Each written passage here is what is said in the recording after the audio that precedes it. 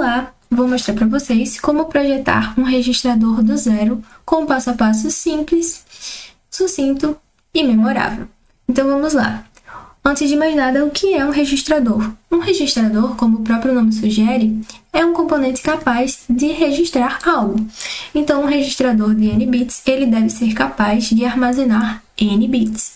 O registrador que nós vamos projetar aqui hoje será um registrador de 4 bits, que terá as seguintes funções. Função de carga, deslocamento à esquerda, deslocamento à direita, clear síncrono e set síncrono. Ao longo do vídeo eu vou explicando cada uma delas. Mas nem todo registrador precisa ter todas essas funções ao mesmo tempo.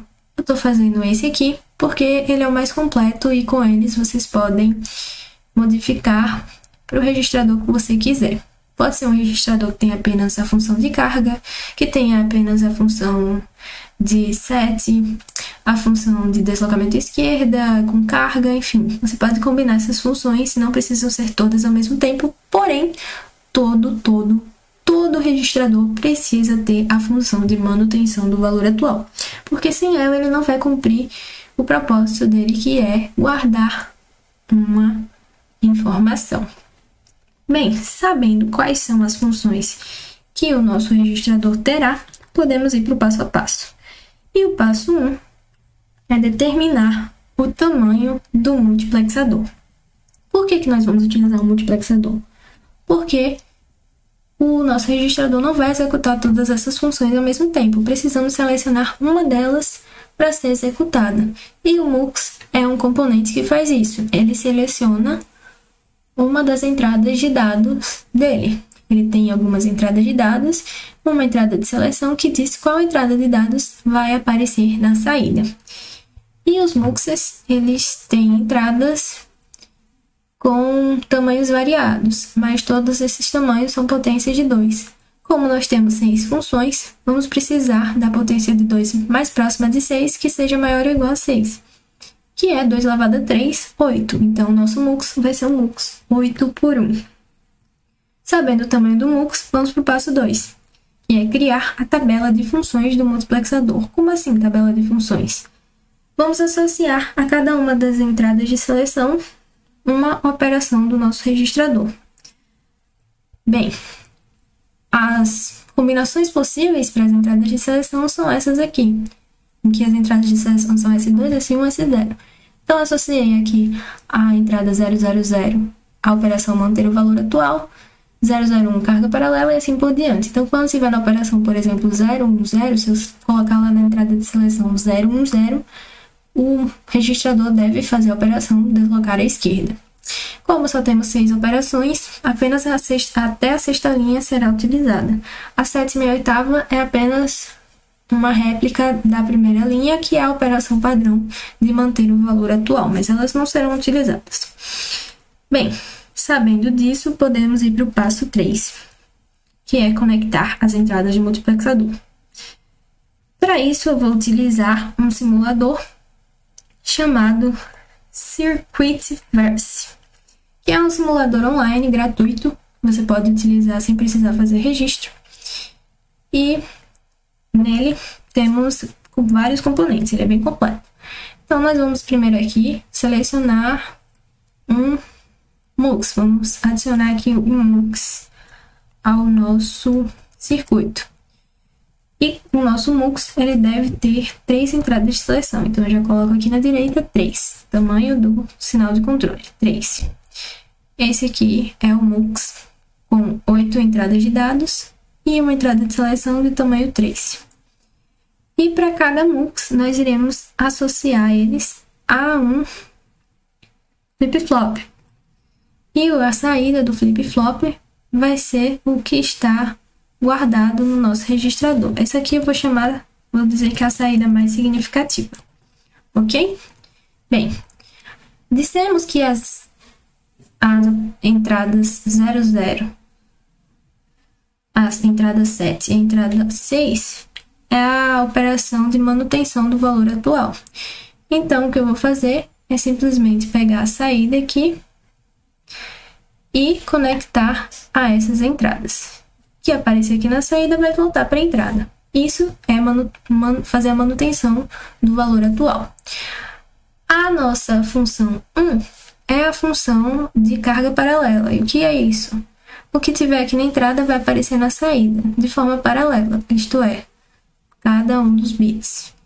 O que tiver na entrada deles vai aparecer na saída. O nosso registrador tem 4 bits. A gente está fazendo aqui apenas um deles. Então, vou chamar aqui de entrada I3. Ok. Então, se eu colocar 1 aqui, vai aparecer 1 aqui na saída. Se eu colocar 0, vai aparecer 0 na saída. Isso é a carga paralela.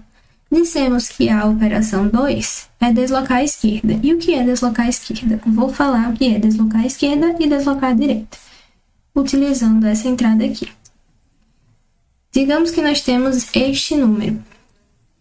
Se eu fizer a operação de deslocar à esquerda, quer dizer que cada um dos bits vai para imediatamente à esquerda dele. Então, esse bit 0 ele vai sair fora. O bit 1 vai para a posição onde está o 0. Esse outro bit 1 vai para a posição da frente dele. Esse bit 1 vai para a posição da frente. E a gente pode dizer qual é o bit que vai entrar aqui. Vamos chamar de bit 0. Dissemos que entrou o bit 0 aqui. Se fizer mais uma vez o deslocamento à esquerda, o bit 1 vai pular fora. Esse outro vai para frente, vai para o lugar dele. Esse outro vai para o lugar do outro. Esse 0 vai para o lugar do 1. E a gente disse que entrou um 0 aqui. Então, o 0 vai para cá. Então, isso é deslocar à esquerda. Vai pegar o bit de agora, vai ser igual ao bit imediatamente anterior a ele. Então, o bit 2, quando a operação 2 for selecionada, a entrada vai ser igual ao bit anterior. Então, vou puxar aqui um tracinho para baixo, dizendo que vai ser o bit anterior. Já a operação de deslocamento à direita vai acontecer o seguinte: a gente vai inserir uma informação aqui na esquerda e essa informação vai empurrar todos os bits para a direita. Então, vamos dizer que eu inseri um 0 aqui. O 0 vai vir para cá. Vamos começar aqui do final. A gente tem um 0, o 0 anterior vai para o 0 que está na esquerda vai para a direita. O 1 que está na esquerda vai para a direita, o outro 1 que está na esquerda vai para a direita e o 0 que a gente inseriu vai para a direita. Se a gente fizer de novo, isso vai acontecer de forma que a saída vai ficar assim e vai cada bit deslocando à direita. Então, o bit mais significativo vai para o bit menos significativo. Como esse aqui é o nosso bit mais significativo do nosso registrador de 4 bits, a gente vai colocar como entrada 0. Vai ser esse 0 que vai empurrar os bits posteriores, ou melhor, anteriores. E agora nós já fizemos as operações de deslocamento.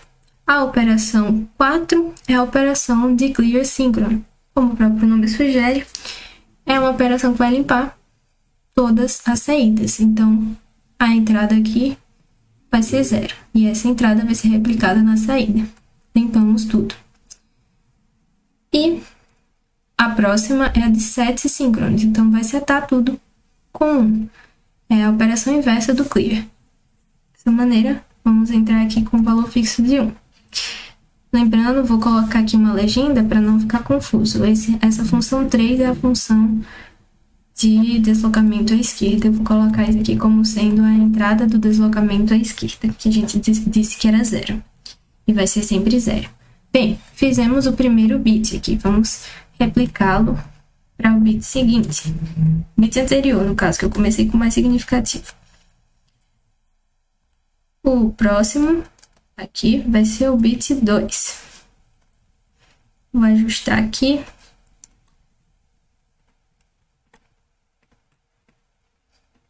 Bem, o que a gente precisa ajeitar aqui é apenas excluir essa entrada do bit mais significativo. A gente vai já poder dizer que a saída, a entrada da segunda seleção do terceiro aqui vai ser a saída anterior. Então, conectei aqui a saída anterior.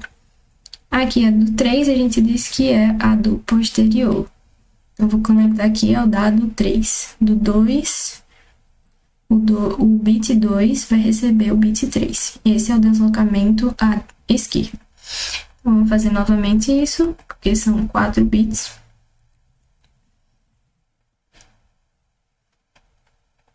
Ok.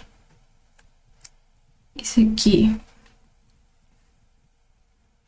Assim. E por fim, o bit menos significativo.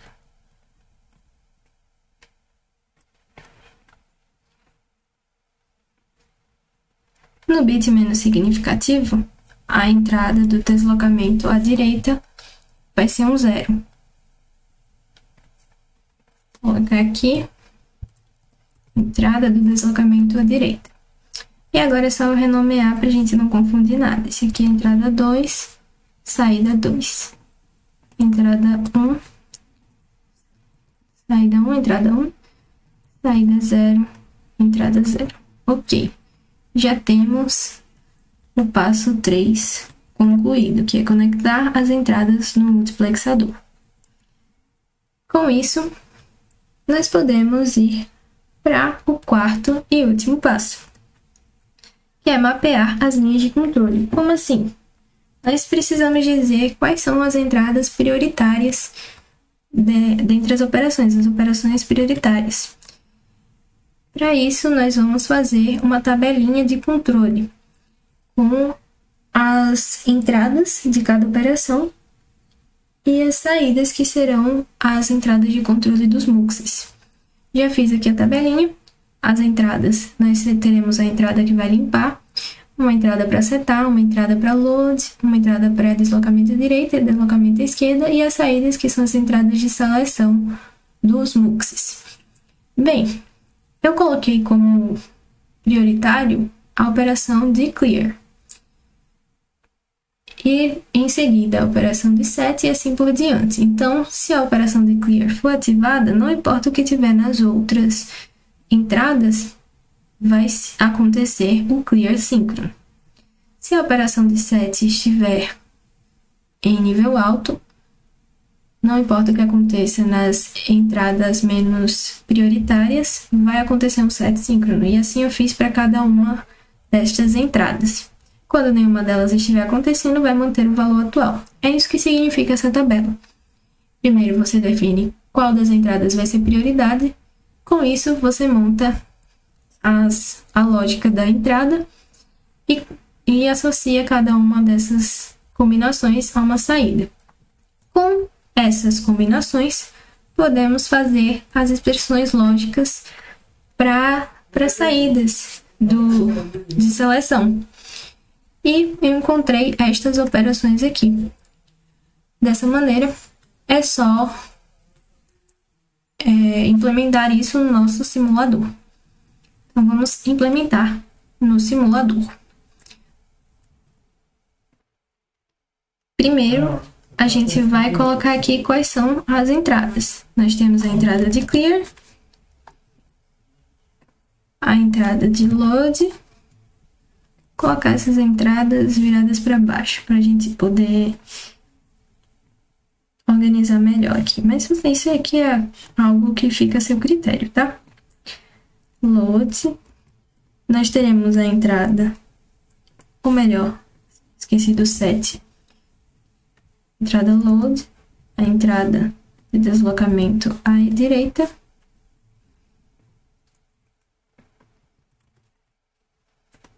E a entrada de deslocamento à esquerda. Agora é só implementar as lógicas do que a gente viu aqui. De acordo com a nossa tabelinha, tivemos essas expressões lógicas e agora é só fazer elas aqui, fazendo as combinações das portas. Bem, implementei aqui a nossa lógica com as portas lógicas e coloquei aqui eu não sei o nome disso especificamente, mas eu acho que é splitter, em que a saída dele tem tamanho 3 bits, e aqui a gente coloca quais são os 3 bits dele. Então aqui é o S0, S1 e S2. E isso nós vamos conectar a todas as entradas de seleção. entradas de controle dos nossos muxes. Vamos conectar todas elas a uma mesma linha. E vou conectar esta linha à saída aqui que a gente projetou, com a nossa lógica combinacional, de acordo com o mapeamento que a gente fez, né, anteriormente com aquela tabela. Pronto, nós já temos aqui o nosso registrador. Falta apenas colocar o clock para que ele funcione. A gente vai aqui em elementos sequenciais, adiciona um clock e esse clock ele deve estar conectado a todos os clocks dos flip-flops, as entradas de clock do flip-flop. Com isso, temos o nosso registrador de 4 bits. Vamos verificar se ele está funcionando? Bem, a primeira coisa é vamos testar o load síncrono. Ou melhor, a nossa carga paralela. Confundi as nomenclaturas aqui. Vamos testar a nossa carga paralela. Colocando uma entrada, por exemplo, 1100. Então, é isso que tem que aparecer na saída, 1100. Vou selecionar aqui a entrada load. E veja só, nossa saída tem 1100. Se eu colocar em nível baixo o load, vai aparecer a mesma entrada que nós colocamos, porque vai manter o valor. Isso que é um registrador. Bem, agora vamos testar outra entrada. Além da load, nós temos a função de deslocamento à direita. Então, vamos deslocar todos esses bits para a direita. O que nós esperamos que aconteça? Que esse Q2 venha para Q1, Q3 venha para Q2, Q1 venha para Q0 e entre um 0 aqui em Q3. Vamos ver se é isso que acontece. Veja só, foi isso que aconteceu e aconteceu 2 vezes porque eu deixei rodando. Se eu apertar o Shift para a esquerda, vai voltar esses bits. Eu vou deixar com que ele volte até o Q3. Veja só, foi o que aconteceu. E agora falta nós testarmos o clear. Então, vamos ver se tudo vai zerar. Zerou. E vamos testar o set. Vamos ver se tudo vai ficar em 1. Ficou. Então, nosso registrador de 4 bits está funcionando. E nós conseguimos projetá-lo passo a passo. Você pode usar esse passo a passo para qualquer tamanho de registrador e para quaisquer funções que irá utilizar. Esse passo a passo é o passo a passo que está presente no livro do Frank Vahid, Sistemas Digitais. É um livro bem bacana, tem vários projetos nele e eu recomendo. O vídeo fica por aqui. Muito obrigada por sua atenção. Tchau, tchau.